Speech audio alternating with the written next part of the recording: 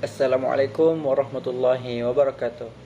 Yang terhormat Ibu Ninik Rahayu Ashadi SPD MPD sebagai dosen mata kuliah Organisasi dan Arsitektur Komputer.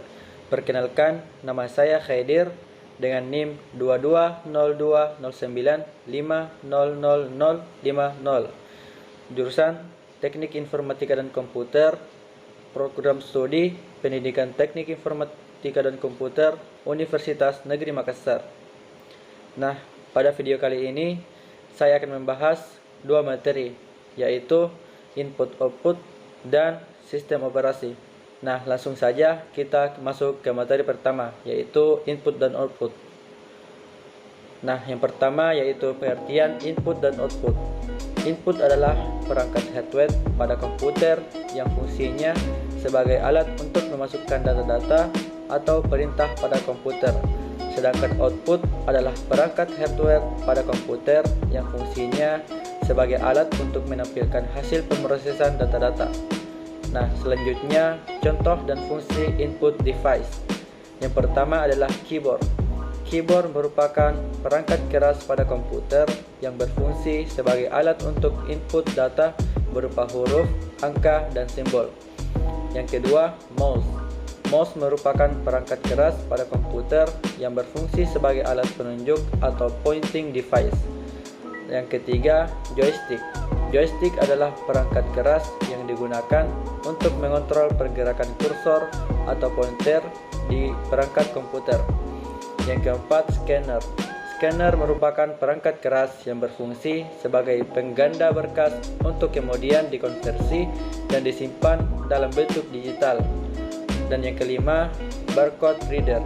Barcode reader adalah alat yang digunakan untuk memindai barcode yang terdapat pada kemasan suatu barang.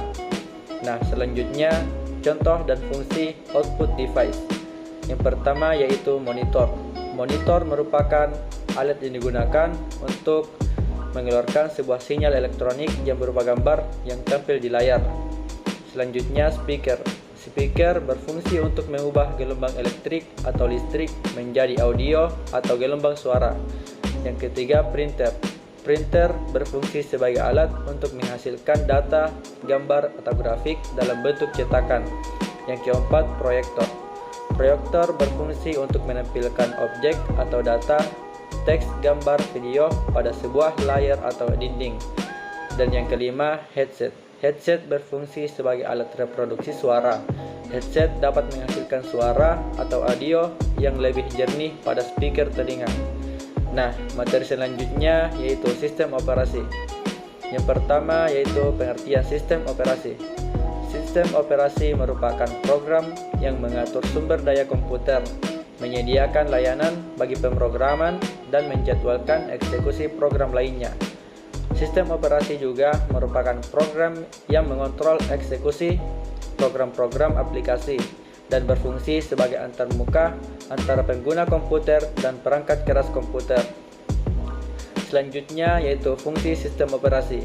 Yang pertama, fungsi kenyamanan, yaitu suatu sistem operasi akan membuat sistem komputer lebih mudah untuk digunakan.